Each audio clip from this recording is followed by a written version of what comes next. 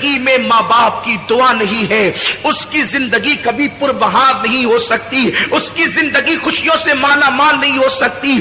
آج انسان سب کی دعا لینا چاہتا ہے، ماں باپ کی دعا نہیں لینا چاہتا، مگر یاد رکھیں آپ کے لیے کوئی بھی بڑے سے بڑا پیر، بڑے سے بڑا عالم، بڑے سے بڑا مفتی، بڑے سے بڑا خطیب، بڑے سے بڑا ادیب اگر آپ کے لیے دعا کر دے، اللہ چاہے تو دعا قبول کرے، اللہ چاہے تو رد کر دے۔ وہ قادر و قیوم بے نیاز ہے، وہ چاہے جس کی دعا رد کر سکتا ہے، اس کے لیے اس کو کوئی پوچھ نہیں سکتا، اس پہ کوئی فرض واجب نہیں ہے۔ وہ کرم وہ قبول کرے تو کرم ہے، رد کر دے تو اس کا عدل ہے۔ اللہ چاہے جس کی دعا رد کر دے، لیکن سنو سب کی دعا رد ہو سکتی ہے، کسی کی دعا کی قبولیت کی گارنٹی نہیں ہے سوائے ایک دعا کے۔ میرے کریم آقا فرماتے ہیں کہ جب ماں باپ اپنی اولاد کے لیے دعا کرتے ہیں تو اللہ ان کی دعا رد نہیں کرتا بلکہ قبول کر لیتا ہے۔ حضور فرماتے ہیں دعا والدہ لولدہ کا دعائی لکم، تمہارے باپ کی دعا تمہارے حق میں ایسی ہے جیسے نبی کی دعا امتی کے لیے ہوا کرتی ہے۔ جب کوئی ماں اپنی اولاد کے لیے دعا کرتی ہے تو اللہ کا عرش جنبش کرنے لگتا ہے۔ اللہ فرماتا ہے اے عرش رک جا، عرش کہتا ہے کیسے رکوں؟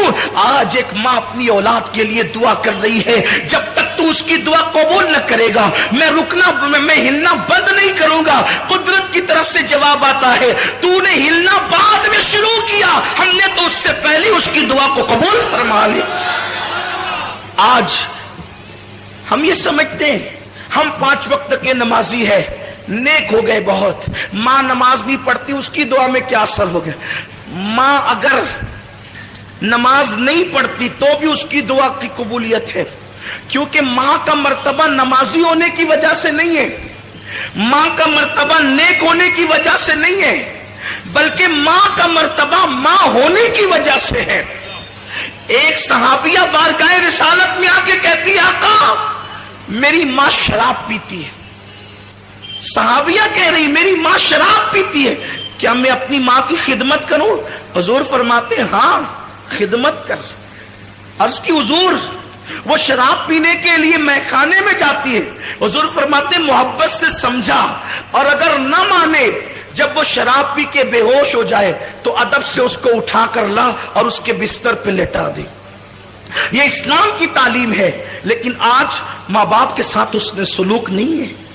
ماں باپ کو گھر کا کچرا سمجھا جاتا ہے، ماں باپ کو ذلیل اور رسوا کیا جاتا ہے۔ یاد رکھنا ہمیشہ جوان نہیں رہو گے، جس دن تمہاری جوانی ڈھلے گی تم بھی باپ بنو گے، خواتین بھی ماں بنے گی۔ تم نے اپنی اولاد کے ساتھ جیسا سلوک کیا تمہاری اولاد اس سے بدتر تمہارے ساتھ سلوک کرے گی۔ تم اپنے ماں باپ کے ساتھ جیسا سلوک کرو گے اگر ان کو ستایا اس سے زیادہ تم ستائے جاؤ گے، اور تم نے ان کی خدمت کی تو اس سے زیادہ تمہاری اولاد تمہاری خدمت کرے گی۔ یہ بڑے عظیم لوگ ہیں۔ ماں باپ کا جھری پڑا ہوا چہرہ دیکھنا وہ ثواب کا درجہ ہے کہ کسی خوبصورت کو دیکھنے پر بھی وہ ثواب نہیں ملتا جو ماں باپ کے جھری پڑے ہوئے چہرے کو دیکھ کے ثواب ملتا ہے۔ اور یہ بات ہمیشہ یاد رکھنا، جس دن یہ چہرے قبروں میں چلے جائیں گے نا، پھر ان چہروں کو ترسو گے تو یہ چہرے کبھی خواب میں بھی نظر نہیں آئیں گے۔ یہ چہرے ہر عبادت کی قضا ہے۔ میں اپنے اہل علم دوستوں سے توجہ چاہتا ہوں، غلطی کروں تو میری اصلاح کریں۔ ہر عبادت کی قضا ہے۔ عشاء نہیں پڑھی، کبھی احساس ہو گیا کہ میں نے فروری کی 2019 کی 9 تاریخ کی عشاء نہیں پڑھی تھی، زندگی میں جس دن احساس ہو جائے اس دن پڑھو، اس کی قضا ہے۔ 10 تاریخ کی فجر نہیں پڑھی تھی، جس دن احساس ہو جائے پڑھ لیا، زندگی بھر میں اس کی قضا ہے۔ ہر عبادت کی قضا ہے۔ ماں باپ کا چہرہ دیکھنا وہ عبادت ہے، اس کی کبھی قضا نہیں ہو سکتی، اس کی کبھی قضا نہیں ہو سکتی۔ اور زندگی میں جس دن ماں باپ نہیں ہوں گے اس دن آپ کو اپنے ماں باپ یاد آئیں گے۔ ارے میں کیا اور آپ کیا، اپنی کیا اوقات اور اپنی کیا حیثیت ہے۔ اللہ کے رسول صلی اللہ علیہ وسلم کو خود زندگی میں کئی مرتبہ اپنے ماں باپ یاد آئے. اگر ہر موقع کا ذکر کروں تو ایک طویل وقت چاہیے، لیکن تو میں عرض کر رہا تھا کہ کئی بار حضور کو والدین یاد آئے، لیکن ایک مقام پر حضور ایک موقع صرف عرض کر رہا ہوں، ایک موقع صرف عرض کر رہا ہوں کہ حضور علیہ الصلوۃ والتسلیم کو جب ماں باپ کی یاد آتی تھی تو حضور کی آنکھوں میں آنسو آ جاتے. حضور کو ظاہر سی بات ہے، جو رحمت للعالمین ہو، جو سب سے پیار کرتے ہوں، وہ اپنے ماں باپ سے کتنا پیار کرتے ہوں. اور حضور کے ماں باپ جیسے ماں باپ ہونے کی حیثیت سے کسی کے نہیں ہے. اگر بات حضور کے والدین کی آئی ہے تو مجھے حضور کی امی جان کی یاد آ گئی. حضور کی امی جان سیدہ آمنہ جب لوگ دور جہالت میں جیتے تھے تو اس وقت حضور کی امی کے پاس اتنا علم تھا کہ حضور کی امی شاعری کرتی تھی. شاعرہ تھی حضور کی امی جان. ان کی شاعری کتابوں کے اندر موجود ہے. بہت بڑی دانشور تھی حضور کی امی جان سیدہ آمنہ خاتون سلام اللہ علیہا. بلکہ حضور کی امی کی یاد آئی ہے تو میں دو باتیں عرض کرنا چاہتا ہوں. ایک بات کہنا چاہتا تھا لیکن ایک بات اور یاد آئی. حضور علیہ السلام کی عمر جب 6 سال کی ہوئی تو اس وقت حضور کی امی کا وصال ہو گیا. حضور کی والدہ کا وصال ہو گیا. وصال کا سبب یہ چیز بنی کہ حضور کی عمر 6 سال کی تھی. حضور کی امی جان نے کہا میرے شہزادے محمد تم نے اپنے والد کی زیارت نہیں کی ہے، ایک کام کرو کہ تمہارے والد کی قبر یثرب میں ہے، یعنی موجودہ مدینہ منورہ. اس وقت وہ مدینہ نہیں بنا تھا، یثرب اس کہلاتا. یثرب میں ہے تمہارے ابا کی قبر. چلو تم نے باپ کا چہرہ تو نہیں دیکھا، تم کو والد کے مزار کی زیارت کرا کر کے لاتی ہوں. حضور علیہ السلام 6 سال کی عمر میں پہلا سفر کرتے ہیں. حضور کا یہ پہلا سفر ہے 6 سال کی عمر میں. اور 6 سال کی عمر میں پہلا سفر حج کے لیے نہیں ہے، تجارت کے لیے نہیں ہے، نماز کے لیے نہیں ہے، بلکہ مزار کی زیارت کے لیے.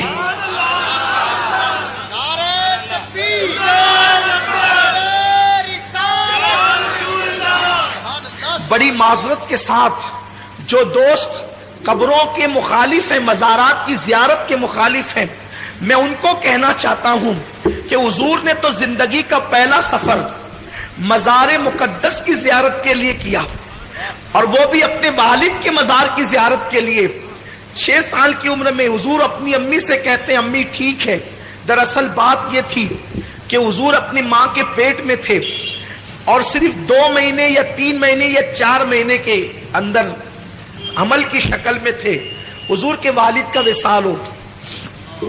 حضور کے والد کا وصال ہو گیا. وہ تجارت کے لیے گئے تھے، ملک شام سے واپس لوٹ رہے تھے جسے ہم مدینہ منورہ کہتے ہیں. اب جب وہاں پہنچے تو ان کی ننیال میں رکے، بیمار ہوئے اور وہیں پر آپ کا وصال ہو گیا. تو حضور کی امی نے کہا تھا بیٹا چلو میں تمہیں اب تمہارے والد کی مزار کی زیارت کرا دوں. جناب عبد المطلب سے اجازت لی اور اجازت لے کر کے 3 نفری قافلہ حضرت سیدہ آمنہ اور ان کی کنیز ام ایمن اور حضور علیہ السلام، یہ تینوں چل پڑے مدینہ شریف کی طرف. اب میں اس کو یثرب نہیں کہوں گا کیونکہ ہمارے یہاں یثرب کہنا بے ادبی ہے، لیکن اب آپ سمجھ لیں کہ وہ یثرب پرانا نام ہے اور ابھی وہ مدینہ نہیں بنا تھا، لیکن پھر بھی میں مدینہ منورہ کہوں گا. تو سرکار چلے. 1 مہینے تک حضور نے اپنی امی کے ساتھ وہاں قیام کیا بچپنے میں 6 سال کی عمر میں، اور قبر والد کی قبر پہ جاتے امی کے ساتھ. جب رخصتی کا وقت آیا کہ اب جانا ہے مکہ المکرمہ تو حضور کی امی کبھی اپنے شوہر کی قبر کو دیکھتی ہے اور کبھی حضور کے چہرے کو دیکھتی ہے. اور شوہر کا صدمہ، حضور کی امی جان کی عمر ابھی 18-19 سال ہی تھی کہ وہ بیوہ ہو گئی. 18-19 سال کی عمر میں بیوگی آخر کیا چیز ہوتی ہے؟ سوچے نا ذرا. اگر کوئی عورت 19 سال کی عمر میں یتیم ہو جائے تو اس کو اتنا صدمہ نہیں ہوتا جتنا اس کو بیوہ ہونے کا صدمہ. حضور کی امی بیوہ ہوئی اتنی چھوٹی سی عمر میں، اور حضور کے والد کا وصال اتنی چھوٹی عمر میں ہوا ہے کہ ان کو ابھی داڑھی کے بال بھی نہیں نکلے تھے، بال نکلنا شروع ہوئے تھے اور ان کا وصال ہو گیا. یعنی زندگی کی مکمل بہاریں بھی نہیں دیکھی ہے اور وصال ہو گیا، تو کبھی شوہر کی قبر دیکھتی ہے، کبھی بیٹے کا معصوم سا چہرہ دیکھتی ہے. اور 6 سال کی عمر میں میرے نبی کتنے خوبصورت لگتے ہوں گے. جس کے گالوں کی قسم قرآن یاد کرے والضحیٰ کہہ کر، جس کے زلفوں کی قسم یاد کرے قرآن واللیل کہہ کر، جس کی ماں کو قرآن گویا کہ مطلع الفجر حق کہے. آخر اس رسول اعظم جب بچے لڑکپن کی طرف جاتے ہیں تو بڑے خوبصورت لگتے ہیں، جب جوانی کی طرف جاتے ہیں تو بڑے حسین لگتے ہیں. عام بچے بھی خوبصورت لگتے ہیں، تو جس کی صورت خدا بھاتی ہو اس کے شباب کا عالم کیا ہوگا. گود میں عالم شباب، حال شباب کچھ نہ پوچھ. تو کبھی بیٹے کا چہرہ دیکھتی ہے، کبھی شوہر کی قبر دیکھتی اور اشعار پڑھتی ہے شوہر کی یاد میں، اور بیٹے کا ہاتھ پکڑ کر کے پھر آخری بار قبر دیکھ کر کے نکلتی ہے. اسی میں طبیعت میں تبدیلی شروع ہوئی، طبیعت بدلنا شروع ہوئی، سفر شروع ہوا، یہاں تک کہ مقام ابوا تک پہنچتے پہنچتے اب سفر کی ہمت نہیں رہی.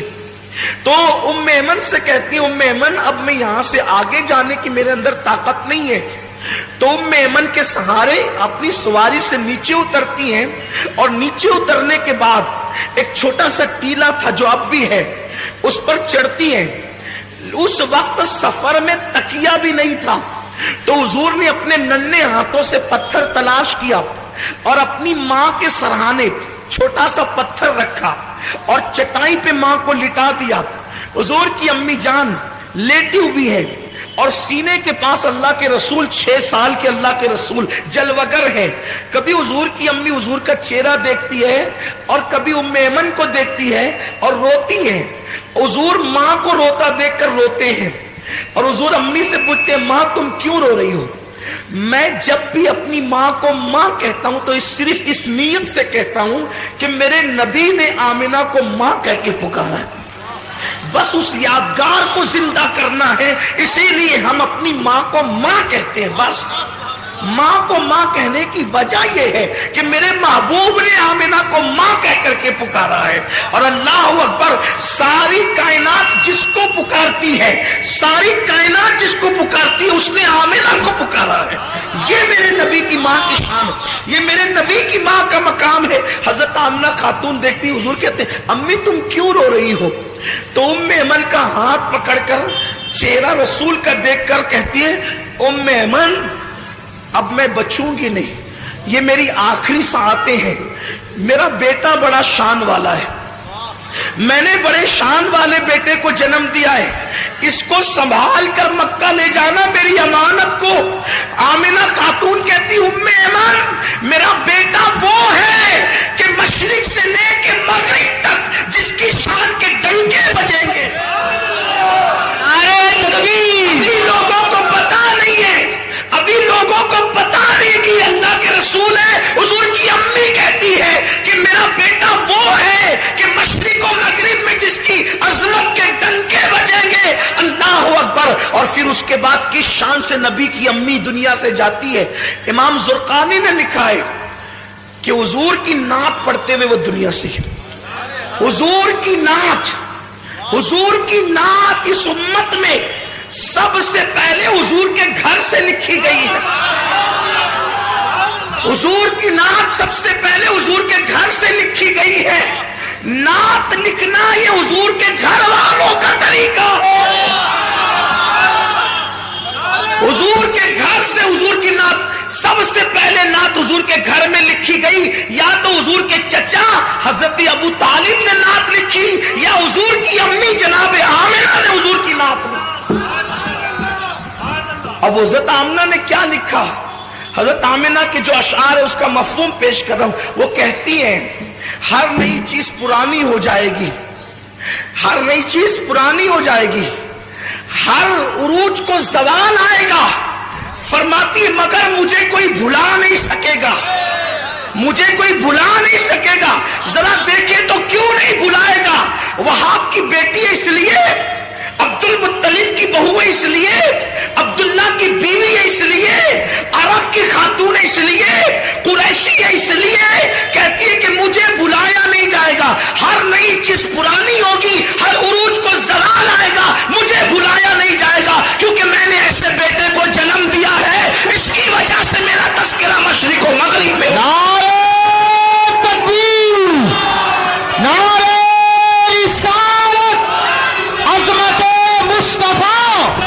سبحان اللہ سبحان اللہ. اس کی وجہ سے میرے بیٹے کا فیضان دنیا میں عام ہوگا. گویا کہ نبی کی نبوت کا اور کس شان سے دنیا سے جا رہی ہے. رسول کے چہرے پہ نظر ہے, زبانوں پہ نعت مصطفیٰ ہے, اور اسی شان سے وہ دنیا سے رخصت ہوتی ہے. روتے ہوئے اچانک آنکھیں بند ہو جاتی ہیں. جب ماں کی آواز بند ہو گئی اور آنکھیں بند ہو گئی, حضور اپنی ماں کو ہلا کے, امی تم بولتی کیوں نہیں؟ ایک 6 سال کے پیغمبر کے جذبات تھے, معصوم جذبات. امی تم بولتی کیوں نہیں؟ ام ایمن نے حضور کو پکڑ کے سینے سے لگایا, کہا شہزادے جو دنیا سے چلے جاتے ہیں وہ بولا نہیں کرتے, جو دنیا سے چلے جاتے ہیں میرا ایمان ہے. خیر سے ام ایمن نے حضور کو منع کر دیا. اللہ کی اس میں ہزارہ حکمتیں تھی. اگر حضور دوسری مرتبہ بول دیتے نا کہ امی تم بولتی کیوں نہیں, تو تاریخ گواہ ہو جاتی کہ حضور کی ماں بول پڑتی. جس کے اشارے سے سنگ ریزے بولتے ہیں, جس کے اشارے سے پاگل اونٹ بولتے ہیں, جس سے ہرنی باتیں کرتی ہے, ام ایمن نے کہہ دیا شہزادے جو دنیا سے چلے جاتے ہیں وہ بولا نہیں کرتے, بلکہ ان کو پھر قبر میں دفن کر دیا جاتا ہے. تو ماں کو قبر میں رکھنا ہے. میں اپنے الفاظ کے جامع میں تاریخی حوالے پڑھ رہا ہوں کہ ماں کو قبر میں رکھنا ہے. تو حضور نے ننھا سا پتھر اپنے ہاتھ میں لیا, ننھے سے گورے گورے خوبصورت ہاتھوں میں, اور اس ٹیلے کو ام ایمن کے ساتھ کھودنا شروع کیا. داؤد علیہ السلام کے ہاتھوں پر اللہ نے لوہے کو نرم کر دیا اور حضور کے ہاتھوں پر وہ ٹیلا نرم ہو گیا. ام ایمن کے ساتھ مل کر اللہ کے رسول نے ماں کی قبر کھودی. شاید یہ پہلی اور آخری قبر تھی جس کو رسول اللہ نے اپنے ہاتھوں سے کھودی تھی, اور کھود کر کے پھر ماں کو لٹا دیا اور مٹی برابر کر دی. ام ایمن حضور کو دیکھتی ہے اور کہتی ہے چلو مکے چلنا ہے. حضور بڑی معصومیت سے پوچھتے ہیں ام ایمن میری امی, ام ایمن میری امی. ام ایمن نے کہا شہزادے مقام ابوا میں قیامت تک تیری ماں کو ہم چھوڑ جاتے. جیسے ہاتھ پکڑا اور نیچے اتری, حضور نے ہاتھ چھڑا دیا. ام ایمن کہتی حضور نے ہاتھ چھڑا دیا اور دوڑتے ہوئے کہیں چلے گئے. میں ڈھونڈنے لگی, کہیں نہیں ملے. جب مجھے کہیں نہیں ملے پہ پریشان ہو گئی. آمینہ کی امانت کہاں چلی گئی, آمینہ کی امانت کہاں چلی گئی. جب میں ڈھونڈ چکی کہیں نہیں ملے تو میں ٹیلے پہ چڑھی تو کیا دیکھا کہ حضور ماں کی قبر سے لپٹ کر رو رہے ہیں, ماں کی قبر سے لپٹ کر رو رہے ہیں. اور میں نے یہ جملے سنے کہ امی تمہیں تو معلوم تھا نا کہ سب کا کوئی نہ کوئی ہے, میرا تو تمہارے سوا اور کون ہے, تم بھی مجھے چھوڑ کر کے چلی. باپ تو پہلے ہی چلے گئے تھے, تم بھی چھوڑ کر راستے میں چلی. رو رہے تھے حضور علیہ السلام. ام ایمن کہتے میں نے اٹھایا اور کہا کہ چلیے چلیے, یہاں تک کہ حضور کو میں لے کر چلی. حضور پلٹ پلٹ کر روتے تھے اور ماں کی قبر کی طرف دیکھ. یہ ماں ہے. آج جن ماؤں کی قدر آپ کے ہمارے پاس نہیں ہے, ماں ہے. پتہ نہیں ام ایمن نے کس طریقے سے حضور کے آنسوؤں کو خشک کیا, چپ کرایا, کیسے تسلی دی, کیسے حوصلہ دیا, کیسے ہمت دی, یہ ام ایمن جانے حضور جانے. حضور بار بار اپنی ماں کو یاد کرتے رہے. ایک دن اللہ کے رسول علیہ الصلوۃ والسلام مسجد نبوی شریف کے ایک کونے میں جلوگر ہیں. صحابہ اپنے اپنے کاموں میں مصروف ہیں. حضور علیہ السلام خاموش خاموش آنسوؤں سے رو رہے. حضور کی آنکھوں میں آنسو ہے. صحابہ کرام کی عادت تھی جب حضور مجمع میں ہوتے یا محفل میں ہوتے تو صحابہ حضور ہی کو دیکھتے رہتے. جب سرکار کو روتے ہوئے صحابہ نے دیکھا تو دوڑ پڑے حضور کی طرف, کیونکہ حضور کی تکلیف ان کو اپنی تکلیف سے زیادہ گراں تھی اور حضور کی خوشی اپنی خوشی سے زیادہ پسند تھی. میری قوم کے جوانوں, تمہارے پاس واٹس ایپ کے لیے ٹائم ہے نا, बूढ़े माँ बाप के लिए टाइम नहीं है ना आपके पास। खेलते रहो व्हाट्सएप, देखते रहो फिल्में, रात के 3-3 बजे तक फेसबुक पे टाइम पास करते रहो, दोस्तों के साथ घूमते रहो। जिस दिन तुम्हारी माँ का चेहरा कफन में छुप जाएगा, उस दिन तुम्हें एहसास होगा कि तुमने कितनी बड़ी नेमत खोई है। दुनिया की हर नेमत खो करके तुम्हें वापस मिल सकती है, लेकिन माँ बाप उस नेमत को कहते हैं जो एक बार खो जाए फिर वापस वो नेमत नहीं मिलती। उस नामुराद के दिल से जाकर के पूछो जिसके माँ बाप नहीं है और उन्होंने माँ बाप को कभी खुश करने की कोशिश नहीं की। आज वो बिस्तरों में छुप छुप कर रोते हैं, आज वो तन्हाइयों में पछताते हैं, आज वो अपने आप को माफ करने के लिए तैयार नहीं है। जो गलती उनसे हुई वो गलती खुदा के लिए आप न करें। आप अपने माँ बाप से माफी मांगे, उन्हें राजी करें, उन्हें टाइम दे, उन्हें वक्त दे, उनकी खुशियों के लिए हर कड़वा घूंट पी ले, लेकिन उनको कभी नाराज न करें। अल्लाह के रसूल मस्जिद के कोने में बैठ करके रो रहे, साहबा दौड़ पड़े, हमारे माँ बाप आप पे कुर्बान या रसूल अल्लाह, आप क्यों रो रहे, आपके रोने की वजह क्या है? सरकार फरमाते हैं, अच्छा हिजरत हुजूर ने 53 साल की उम्र में की है ना, 53 साल, इसका मतलब ये वाकया 53 साल के बाद क्या, यानी हुजूर अलैहिस्सलाम की उम्र अब 53 साल के ऊपर पहुंच गई है और उस वक्त हुजूर माँ को याद करके रो रहे। साहबा ने पूछा हुजूर क्यों रो रहे हैं आप? सरकार फरमाते आज मुझे मेरी अम्मी हजरत आमिना की याद आ गई। हुजूर फरमाते आज मुझे मेरी अम्मी हजरत आमिना की याद आ गई। जैसी हजरत आमिना का नाम याद, वो आमिना किसी का बेटा वली, किसी का बेटा गौस, किसी का बेटा कुतुब, आमिना का बेटा महबूब खुदा। यहां सिर्फ एक जुमला कह के आगे बढ़ना चाहता हूं। लोग कहते हैं ये सुन्नी उलमा गैर सुन्नियों से लड़ते झगड़ते क्यों रहते हैं।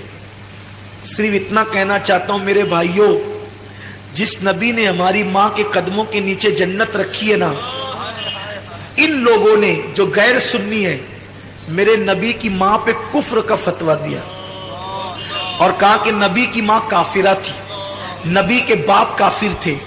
अब आपसे मैं पूछना चाहता हूं सिर्फ इतनी बात कि जो नबी के माँ बाप को काफिर कहें, हम उनको इमाम कैसे बनाएं, उनसे रिश्तेदारियां कैसे करें, उनके पीछे नमाजें कैसे पढ़ें, उनके पीछे खड़े कैसे हों।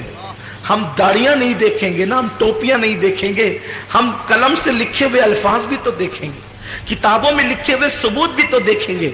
मेरे आका सल्लल्लाहु अलैहि वसल्लम के दीवानों, नमाज पढ़ने से पहले देख लिया करो नबी के माँ बाप को काफिर कहने वाला इमाम है या नबी के माँ बाप पे कुर्बान होने वाला इमाम है। इसलिए कि शफात आपको भी लेनी है, शफात मुझे भी लेनी है। कियामत के दिन अगर तुम नबी से शफात की भीख मांगने के लिए गए और हुजूर ने कह दिया जो मेरी माँ को काफिर कहता था तो उसके पीछे नमाज पढ़ता था, तो आपके पास जवाब क्या होगा? ये मैं कुछ नहीं कहना चाहता, आपके ईमान पर छोड़ना चाहता हूं। हुजूर मस्जिद के कोने में बैठ कर रोते हैं और सरकार से पूछा गया हुजूर क्यों रो रहे हैं? आका फरमाते हैं मेरी अम्मी हजरत आमिना की याद आ गई। साहबा सब मिल के रोने लगे, हुजूर के साथ रोने में शामिल हो गए। हुजूर की अम्मी याद आई है, आज नबी को अपनी वालिदा याद आई, माँ याद आई है नबी को। फिर रोते रोते हुजूर अलैहिस्सलाम को कुछ इफाका होता है तो सरकार अपने सहाबा से कहते हैं ऐ मेरे सहाबा, इस वक्त मेरी माँ हजरत आमिना हयात होती तो क्या होता, कैसा होता, क्या हाल होता? सहाबा कहते हुजूर क्या होता? आका फरमाते मैं तुम्हें इशा की नमाज पढ़ा रहा होता, मैं तुम्हें इशा की नमाज पढ़ा रहा होता और मेरी अम्मी मुझे आवाज देती मोहम्मद इधर आओ, मेरे बेटे मोहम्मद इधर आओ। मेरी मां मुझे आवाज देती। सरकार फरमाते मैं क्या करता? साहबा ने कहा क्या करते? हुजूर फरमाते मैं नमाज को छोड़ देता और लब्बैक कहते हुए अपनी मां की बारगाह में पहुंच। ये मां है, ये मां का मर्तबा है। लेकिन आज मेरा जवान کیرم چھوڑ کر کے ماں کے پاس آنے کے لیے تیار، موبائل کا گیم چھوڑ کے اپنی ماں کے پاس باپ کے پاس آنے کے لیے تیار نہیں ہے۔ حضور فرماتے جو ماں باپ کی نافرمانی کرے گا وہ جنت کی خوشبو سے بھی محروم کر دیا جائے گا۔ یاد رکھنا، کتنے بھی بڑے منصب پہ فائز ہو جاؤ، ماں باپ سے تم کبھی بے نیاز نہیں ہو سکتے۔ جناب موسیٰ سے اللہ نے کہا تھا موسیٰ ذرا سنبھل کر آنا۔ عرض کی مولا طور پر تو ہمیشہ آتا ہوں، پہلی بار تو نہیں آیا۔ ارشاد ہوا جب تم گھر سے نکلتے تھے تو ماں آنچل پسار کے دعا کرتی تھی، اللہ میرے موسیٰ کی طبیعت میں غصہ اور جلال زیادہ ہے، اگر تجھ سے کلام کرتے ہوئے آواز اونچی ہو جائے تو تو درگزر کر دینا، درگزر کر دینا، آواز اونچی ہو جائے تو۔ موسیٰ اب تیرے پیچھے دعا کرنے والی ماں نہیں رہی، اس لیے کہا جا رہا ہے ذرا سنبھل کر آنا۔ اللہ کے کلیم کو کہا جاتا ہے پیٹھ کے پیچھے دعا کرنے والی ماں اب تیرے گھر میں نہیں ہے تو ذرا سنبھل کر آنا۔ غور تو کریں آپ، نبی سے کہا جا رہا ہے ماں کی دعا کیا ہے؟ ساری دنیا مخالف ہو جائے، بد دعا کرے، تنہا ماں دعا کرے، اللہ ماں کی دعا قبول کرے، سب کی بد دعا رد کر دے، اور تنہا ماں بد دعا کرے اور پوری دنیا مل کر دعا کرے تو اللہ سب کی دعا رد کر دے، ماں کی بد دعا قبول کر لے۔ ایک دن حضرت موسیٰ علیہ السلام جنگل میں چل رہے، چلتے چلتے تھک گئے، چلتے چلتے تھک گئے، اللہ سے کہتے مولا تھک گیا ہوں، سواری نہیں ہے۔ اللہ نے فرمایا ایک میرا بندہ ہے، اس سے جا کر کہو۔ حضرت موسیٰ گئے، اس سے کہا میرے پاس سواری نہیں ہے۔ اس نے دعا کی اللہ بادل زمین پہ بھیج تاکہ میں تیرے اس بندے کے لیے سواری کا انتظام کروں۔ بادل زمین پہ اتر آیا، اس نے کہا جناب چڑھیے، اور بادل پہ چڑھ کر کے جہاں جانا چاہتے جائیے۔ حضرت موسیٰ بادل پہ سوار ہو گئے، بادل چل پڑا۔ عرض کی مولا کتنا نیک بندہ یہ، اس کی دعا سے بادل زمین پہ آیا۔ ارشاد ہوا موسیٰ کوئی عمل ہی نہیں ہے اس کا، یہ نیک نہیں ہے جس کو تو نیک سمجھ رہا ہے۔ پھر مولا اس کی دعا کی اتنی اہمیت، ارشاد ہوا اس نے تو بادل بلایا، اگر آسمان بھی زمین پہ بلانے کی دعا کرتا تو ہم آسمان کو بھی زمین پہ اتار دیتے۔ عرض کی جب یہ نیک نہیں ہے، اتنا نیک نہیں ہے تو اس کی دعا کی اہمیت کیوں ہے؟ کہ اس کی نیکی کی وجہ سے نہیں، یہ ہمیشہ اپنی ماں کی خدمت کرتا تھا اور ماں کو خوش کر دیا تھا۔ ماں نے مرتے مرتے کہا اللہ اس نے میری خدمت کا حق ادا کر دیا، یہ جب بھی تجھ سے جو دعا کرے تو اس کی ہر دعا کو قبول کر لینا۔ اس کی ماں کی دعا کی برکت ہے، اس کی ماں کی دعا کی نیکی کچھ نہیں ہے زیادہ، اس کے پاس ماں کی دعا کی برکت ہے۔ حضور فرماتے ہیں جو ماں باپ کی نافرمانی کرے وہ جنت کی خوشبو بھی نہیں سونگے، بلکہ جس سے ماں باپ ناراض ہو وہ بھی جنت میں نہیں جائے گا، شہید ہوگا تو بھی جنت میں نہیں جائے گا۔ علامہ سید نعیم الدین مراد آبادی نے لکھا ہے اگر کوئی شہید ہو جائے نا، شہید اور ماں باپ یہ دونوں میں سے کوئی ایک ناراض ہو تو بھی وہ جنت میں نہیں جائے گا، مگر چونکہ وہ شہید ہوا ہے تو جہنم میں بھی نہیں جائے گا۔ جنت اور جہنم کے درمیان ایک مقام آراف ہے، وہاں رکھا جائے گا۔ پھر اللہ اس کے ماں باپ کو پہلے راضی کرے گا، جب تک ماں باپ راضی نہیں ہوں گے اس شہید کو جنت نہیں ملے گی۔ سوچو شہید ہو کر بھی ماں باپ کی رضا کے بغیر جنت نہیں ملتی، تو ہمیں اللہ اکبر سوچئے تو صحیح۔ اور اپنی گفتگو کو اینڈ پر پہنچانے کے لیے ایک بات آپ سے کہوں، یار جو ماں باپ کا گستاخ ہو، توجہ آپ کی، دھیان ہے آپ کا، جب ماں باپ کا کوئی گستاخ ہو، کلمہ پڑھ کے، نماز پڑھ کے، حج کر کے، زکات دے کے، شہید ہو کر بھی ماں باپ کی گستاخی کی وجہ سے جنت میں نہیں جا رہا ہے، تو جو رسول پاک کا گستاخ ہو وہ کلمہ پڑھ کے جنت میں کیسے جا سکتا ہے؟ ماں باپ سے بڑا مرتبہ نبی کا ہے نا۔ لوگ کہتے ہیں کیسی بات کرتے ہیں مولانا، کلمہ پڑھنے والے جنت میں جائیں گے۔ ارے کلمہ پڑھ کے ماں باپ کی گستاخی کیے تو جنت نہیں ملے گی، تو کلمہ پڑھ کے نبی کی گستاخی کیے تو جنت کیسے مل سکے؟ دو باتیں ہو گئی، شراب کے عادی کو جنت کی خوشبو نہیں، ماں باپ کے نافرمان کو جنت کی خوشبو نہیں، اور کوئی کسی پہ احسان کرے، تیسرا کوئی کسی پہ احسان کرے اور احسان کر کے احسان جتائے، احسان کر کے احسان جتائے، اللہ اس کو بھی جنت کی خوشبو نہیں عطا کرے گا۔ مطلب کیا؟ کسی غریب کی مدد کی،